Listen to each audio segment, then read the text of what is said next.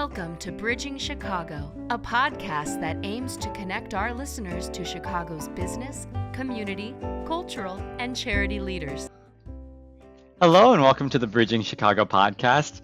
I'm Nathan, your host for today's episode, and I'm really grateful that you joined us for another episode of season 7 of the podcast. Remember, you can go back and watch all the prior episodes of our podcast from seasons 1 through now 7 on our website, www.bridgingchicago.com. You can also find ways to connect with all of our guests there, and you can find other things that we're doing that are really exciting, including some events that we have. So make sure you go to the website and check that out. But today, I'm really excited to bring another amazing guest with you.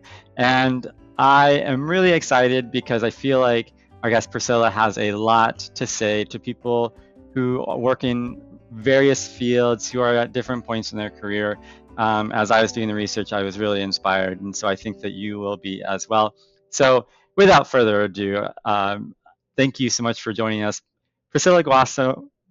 And I'm really excited because you are an HR expert. And to me, if you have a job, if you're going to have a job, if you want to have a job, an HR expert is someone who I think is good to just kind of sit down with, pick your brain, hear your life experience, hear your work experience, and really talk about some of the things that maybe you want to get ahead of, or maybe that you've had happen that you're really not sure how to process through. But I think that people are really going to be excited to do that. So I'm really excited to talk with you. But as I welcome you and ask you to share your story, we always start with your Chicago story. So as you introduce yourself to us, please share your Chicago story with us. Thank you, Nathan, and everyone at Bridging Chicago. Special shout out to Sally, who also has been helping backstage. It's always a pleasure to talk to my Chicagoans. I was born and raised in Chicago, so it is close to me. I'm currently living in Miami, Florida, but I am a snowbird, as you call them, and I'm actually doing the opposite, coming back and forth, usually during the holidays. Usually folks stay away when it's the summertime, right? So maybe I'm a flamingo. But thrilled to be here. And my whole family is in Chicago. I'm the crazy one that left, and then my sister left to Houston right after me. So, but you can't get us away, right? I don't know how that saying is. You can take the girl out of Chicago, you can't take Chicago out of the girl. Yeah. So it's me and 100%, very, very proud of our city. And while I wasn't raised in the city of Chicago, I have to be very specific, right? I was raised in the Chicago suburbs, but as I got older and got married and moved on with my life, I moved into the Chicago space. So thank you for having me. Absolutely. I have a quick question about that because I find it kind of interesting when I'm not from the city or the suburbs, but I'm from downstate Illinois.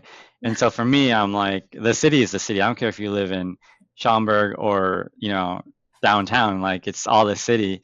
For you, you made that distinction because I know that people always joke about like the people from Naperville who say they're from Chicago. Yeah. But when you left the city, did you kind of experience that like it's actually more true that if you're from the suburbs, you're basically from Chicago anyway? Did that actually kind of because end up nobody being knows more? where you're from. I'm like, I grew up in Arlington Heights, Schaumburg, Barrington, and they're like, where is that? Chicago. I know exactly where that is. Yeah.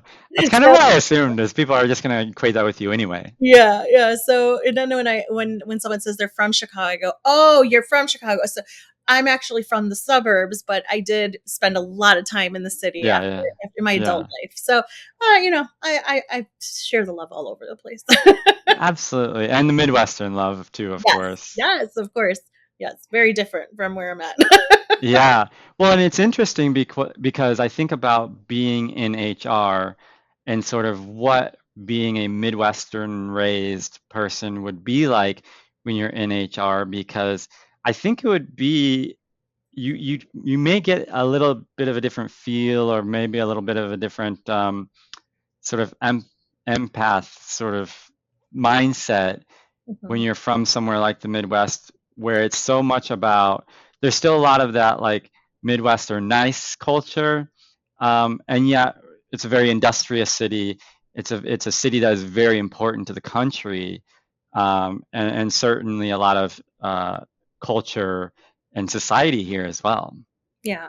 Yeah, and most definitely. I think that's part of it's blended nicely with my proud heritage of being Mexican American. And Hmm. so I think between being a Midwestern, also being Latina, being in Mm, HR, like it all I was like, I should have known I've always was supposed to be in HR. But it's not I would say it's very important for us to be kind. Maybe not always yeah. nice, right? It's very important for us to be kind, but there's a lot of moments in HR, which are the tough ones and the hard ones. And that's the part where I'm like, oh, I don't like this part of HR. But you were saying earlier about it's important, we kind of hit everything. And I always say it's really important that everyone has a friend in HR because you're right. We Mm, touch compensation and talent acquisition yeah. and development and onboarding and recruitment. So if you don't have an HR friend, go find one. Yeah. And you're in every field. Yeah, and hopefully today we'll give you some tidbits all around, also business tips too. But it's definitely important because you'll need them at any point. I needed them as well, right? I've gotten laid off myself. I've had promotions. I've needed areas of development, and so while I'm in HR and I think I know it, it's always good to have other people that kind of put you in check too. Yeah, definitely. Um, as you kind of look over your life and you look at what you've been able to do and sort of your school experience, and kind of where that's brought you to now, I found a quote on the website for the book that from you that I thought was really interesting that I kind of wanted you to expound on a little bit if you would. But it says, take small steps first, celebrate your wins, and the how will eventually the how will eventually come into place. Mhm. And so I think that's a really great thought. And if you break that down a little bit, like take small steps first, celebrate your wins, the how will come into place. I think about that and I'm like, that would be lovely if I could do that. But looking at that in a work setting, it's like that's often maybe one of those like harder than it sounds sort of things. Yeah, I think for me, it's important always to have examples, right? And so when Mm, we're talking about toxic work environments, right, or you have a very toxic boss, and it is hard to have those moments. It's hard and that's why I say take those small steps, one step at a time. And it's not just in the workplace; it's in life too. I've had some very tough moments, but going back to your question of schooling and my upbringing and it this is something that this wisdom is just starting to hit me now in my 40s. yeah. If you were to talk to me when I was in my 20s, even 30s, even just last year, I'd be like, oh, yeah, okay. But every year teaches me something new. And Mm, when I wrote that, I think that was volume one when I first started. And I had just, again, knowing context of what was going on in my life at that time, it was before the pandemic. I kind of had my pre-pandemic, as I tell many people in my story. I had 3 miscarriages. I was getting lost in my career. I had terrible leadership around me. I was flunking as a leader myself. I was not proud of who I was. I share that because you hear so many people are like, "Oh, I've always been a leader, and I do, and I inspire." And I kind of hit rock bottom myself, and mm, I'm very, very tough on myself about it. But thankfully, I had good people around me that said, "Priscilla, something's going on. You're not who you are always. What's happening?" And life can throw things at you, right? yeah. Outside of the workplace too. So Yeah. I held on to that a lot. Actually, it's interesting you brought that up because it did. It took one step at a time. And what I've realized too, since my book, I speak a lot with Latina leaders, and a lot of the messages can impact all leaders. We don't celebrate our wins enough. We're so like a lot of us are very A-type goal setting. Let's get it. It's the new year. We have all these great things we want to do. And then once we get them, it's like, what's the next goal and the next thing we need to Yeah. do? Yeah. And Yeah. very little do we celebrate or wait. Sometimes we're waiting for others to celebrate us, and that Mm, doesn't come either, right? Because yeah. everyone's figuring their life out. Right. So that's why I say it is so important to celebrate. It's something I have to remind myself to do very often because I do fall into the trap of what's next? What's that next shiny thing? And so it's something that I do work on I'd say almost every day. Now being a Yeah. mom, that's a whole nother thing too, where if things go awry here, it's probably my mom brain. Yeah. I'm just going to throw it out there Yeah. because it's just just a different space that I'm in now. That's part of the journey. It's all part of the. Yeah. That makes sense. You said you were flunking as a leader. Is that like a self-proclaimed grade? Is that like you were kind of seeing that from other places, or what is Oh that? yeah, happy to dig into it. I was an executive in HR. I had worked my whole career, right, to get to this place, and finally got there and realized that the environment I was in and different people that I was working with, their management styles and who they were and how they spoke was rubbing off on me. Mm. In a lighter sense, I tend to take on different people's accents at times. I went to Paris and all of a sudden I had this like French accent You're when I Parisian, spoke not. English. And Yeah. so, but I'm a big believer that, the people around you, the five most people that you spend your time with, are a reflection of you. And so I started realizing the people I was hanging out with at work, they were leaders and I wanted to move up and I was learning from them too as my first executive HR role, but they weren't the best people to learn from.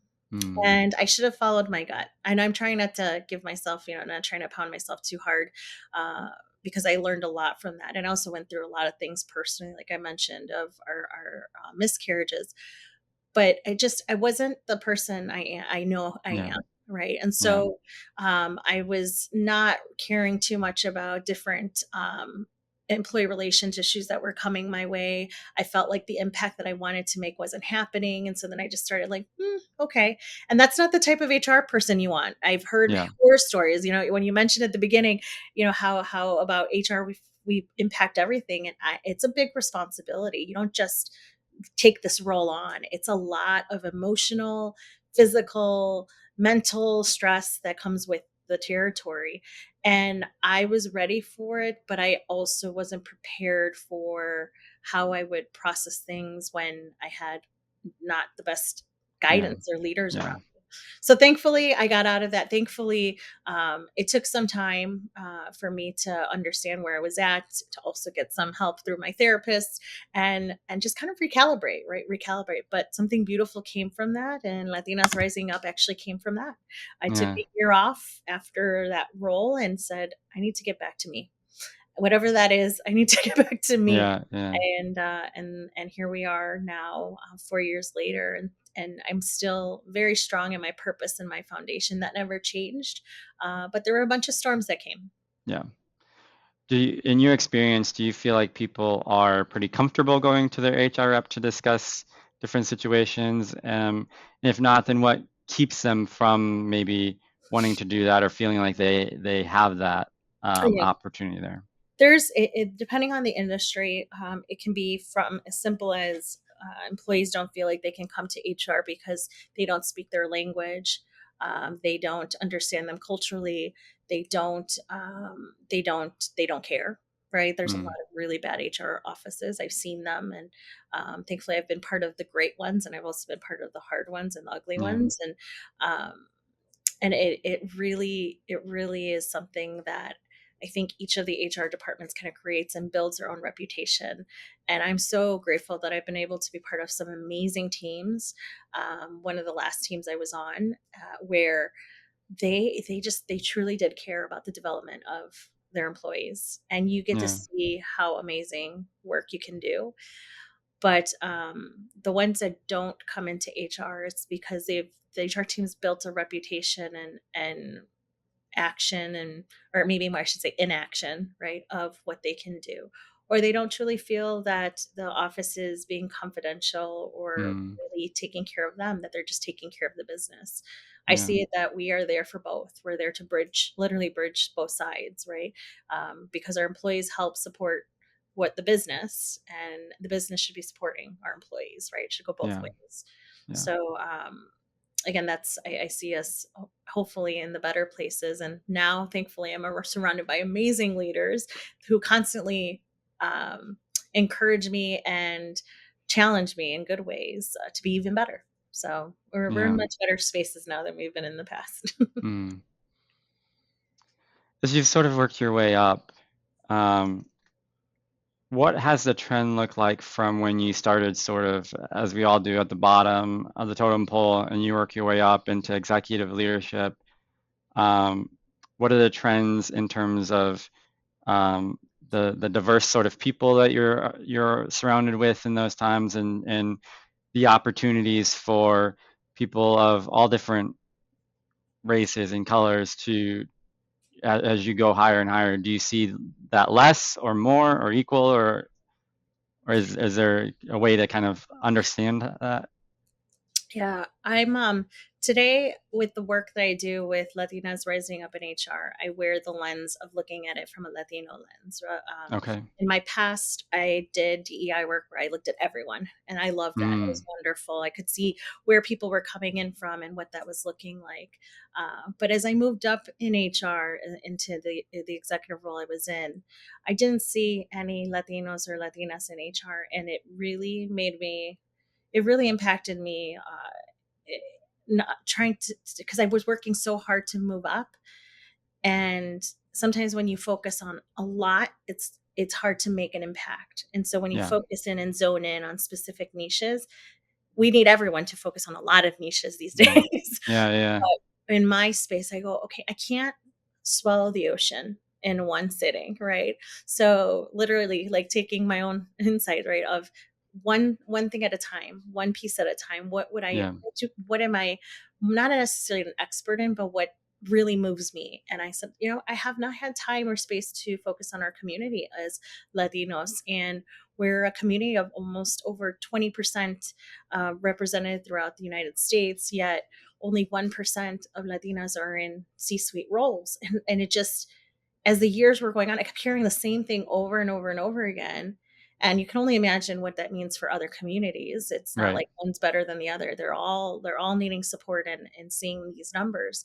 But I said, you know what? I don't want to sit back and not do anything anymore. Not that I wasn't doing anything, because I've been in DEI for a long time, but I also said there's got to be something more that I can do. And so that's where we started Latinas Rising Up in HR, and now we're almost 9,000 women strong and allies across the country. We're now moving globally into Wow. Latin America and learning what HR means there too, which is Yeah. exciting because Yeah. there's so many countries, right? HR has regulations and it's very different from country to country. So it's been a neat space to be in, but definitely lots of learnings and lots of things that I'm still every day. I'm still I'm Yeah. still surprised with things.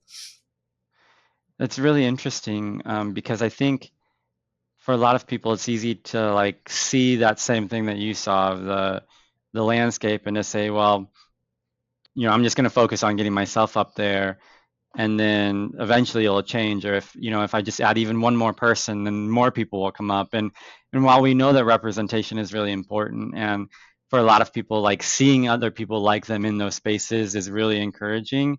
For you, it didn't seem like that was enough to just be someone in that space and say others like, hey, if they see me, they'll want to be here too. But to take that extra step of saying like, no, I want to create and grow a network, to write a book, to bring other Latina professionals around this book, and to say like, I want to give voices to as many people as possible.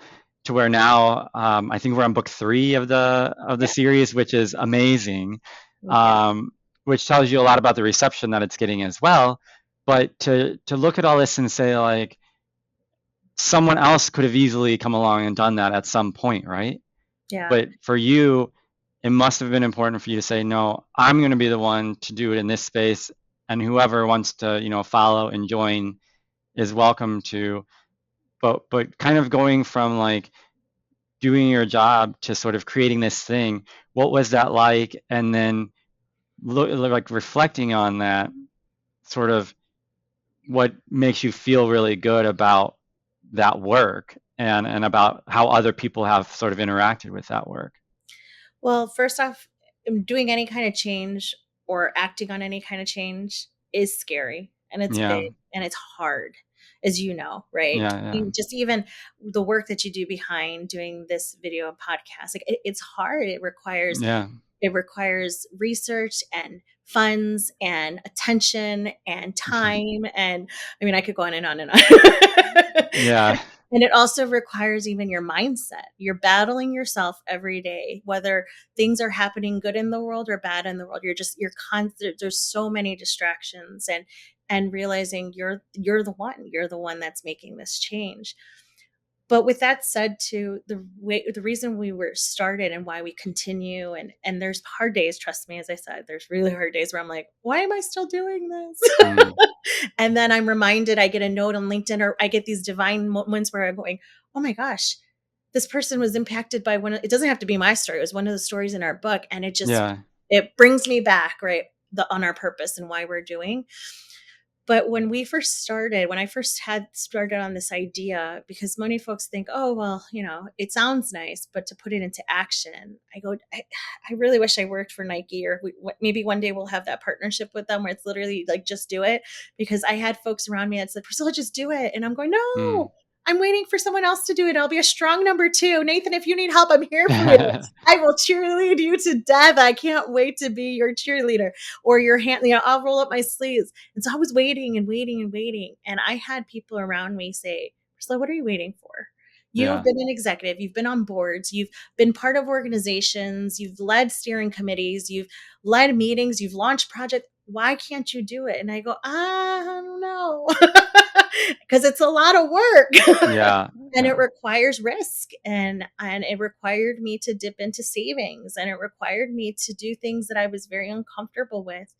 It required me to talk to my husband and say, hey, I think I'm going to take some time off, and it's going to impact our home life. It's going to impact Mm. our finances. So it's not as easy as just doing it. I'm a very calculated risk taker. I don't just jump off the cliff. I'm like, do I have like something on my back to hold me up, like a parachute, or Yeah. am I Yeah. just Yeah. not going to just jump?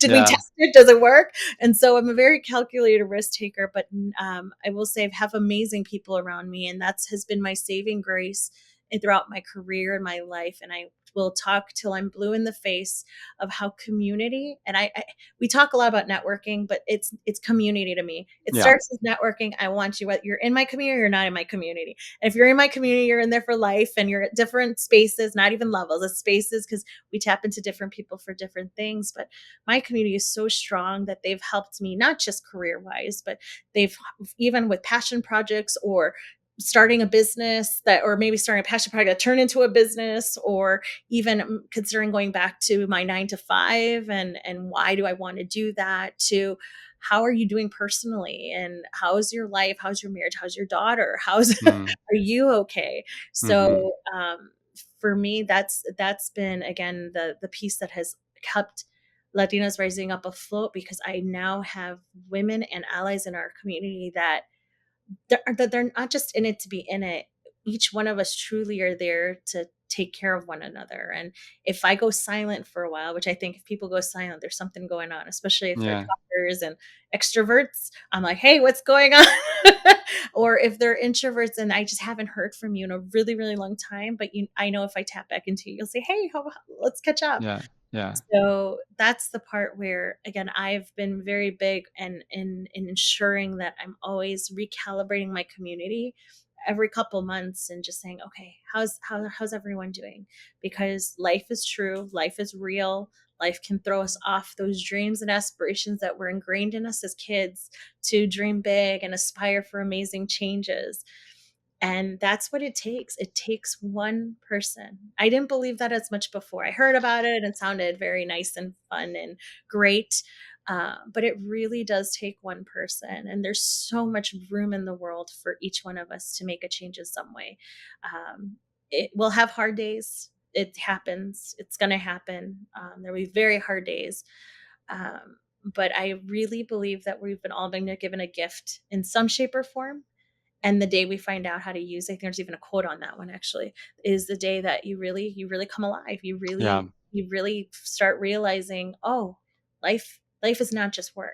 There's so much Yeah. more impact I can make, right? Yeah. So that's for me. That's what continues to give me fuel, and our community is growing because I feel like others believe in that. And those that Yeah. believe in it are locking arms with us, like you, that you read our Yeah. story and said, hey, Yeah. I'm going to bring you on the podcast. So I thank you for that, because we need Yeah. more and more of us to leverage our skills and our talents and our gifts to make impact. Yeah. I think of that quote, like the two most important days of your life are the day that you're born and the day that you figure out why. Yes. And I think Yes. like that's so powerful. And some days I feel like I've gotten to that day, and the other days it must be like still in the future because um, I need that day to but come back. yeah, but I think what I've realized sort of in a business setting is that books like this, like Latinas Rising Up in HR, when you read these books and you read, it's really interesting because they are these collections of stories, right? They're collections of people, of industry leaders, and in this specific situation of Latina business leaders who are sharing all different kinds of perspectives, and it's like getting mentored by a bunch of different people in this one place. And what is amazing to me about it is that what it reminds you of is that there is so much power in a story of people's lived experience that is an available resource that we don't often, I don't think we go there enough to say, like, this is a resource that can help me in so many different ways, and it's available, and it's kind of all these collections of this life experience all in one place, which I think is so helpful. And for you sort of putting this together, what was, I mean, what has that meant to you? And just a little bit about like what putting this together has been like, and what when you see the finished product, sort of what you feel about that. I'm just feeling those emotions now. Mm, Every book, it takes a little time for me to celebrate, okay. because I'm focusing so much on their story and how do they want to share it, and what, and not even just that, but are they growing from the story of sharing their story? Because it's not just about here's my story and let's share it with the world. I dig into each author of why are you sharing this story and what are you Mm, hoping to help others with? Because you could publish anywhere. You don't have to publish with us. yeah. But I think the key difference is that I really, really do care about each one of our authors and ensuring that what they're sharing is going to make some impact. And it doesn't have to mean 50,000 people. It can mean, I think of that one person reading that story, Yeah. to your point, Yeah. and what do you want them to get out of it? I always go back to, I'm like, what do you want? What's that one thing you want someone to walk away from knowing about your story? Because Mm, we could write a memoir. Honestly, we could all write a memoir. I didn't think I could, but now I'm like, I guess we all could. And really thinking at the end of the day, when you read this again in 15 years, in 20 years, when you've got grandkids, what message do you want to leave yeah. behind? And it may overlap with others, but the way you describe it, how you share your experience, what insights you have for that's going to be different, and how you Yeah. express it will be different. So for me, it's I've realized that one of my superpowers is to help folks bring out their story, and listening to what they're saying and almost reading between the lines. And you know this, Mm, right, with your podcast and interviewing folks, is what are they not telling me that I need to yeah. help them bring out, Yeah. right? That is Yeah. going to make that impact. And for me, I love doing that because I get to know them more one on one, what drives them, what motivates them. And then I hold on to it for future, where I'm going, how could I leverage what they know to catapult them into spaces that will bring and elevate them up, right? So whether that's nominating them for different awards, whether it's bringing them on our own podcast, whether it's having them be a speaker for our events, or coming or being a workshop leader and taking them outside of their day to day so that they're seen as that subject matter expert, or encouraging them to start their own business. I share all the time how I started Latinas Rising Up in HR, how I have my consulting business, and how I speak as well. And they're going, wait, how did you know this? I'm learning by fire. And I Yeah. also Yeah. have amazing people around me that have done it for years that are Yeah. giving me their insights. So let me help you. Let me give you my insights. Yeah. That's So that so good. drives me. Yeah.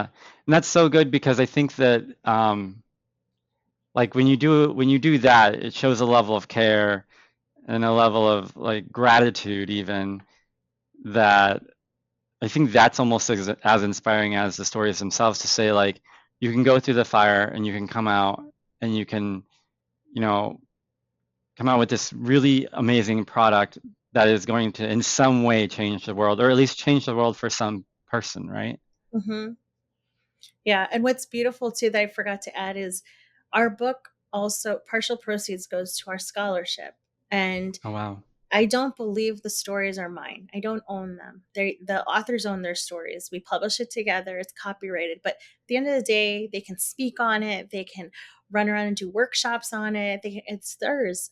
And so the book is reflected the same way. And I go, I want something to stay as not even just my legacy, as a legacy of all of us as women Mm, coming wow. together, and men, because we've had men be part of the project as well in our past, where again we're continuing to open doors for others by sharing our stories. And don't get me wrong here, I mean, many of the ladies that were, almost all of them, almost shared, they never thought they would publish, they never thought their story mattered, they never thought they we're so in HR behind the scenes all the time. We're the Yeah, ones yeah, coordinating, creating, building, developing, advocating.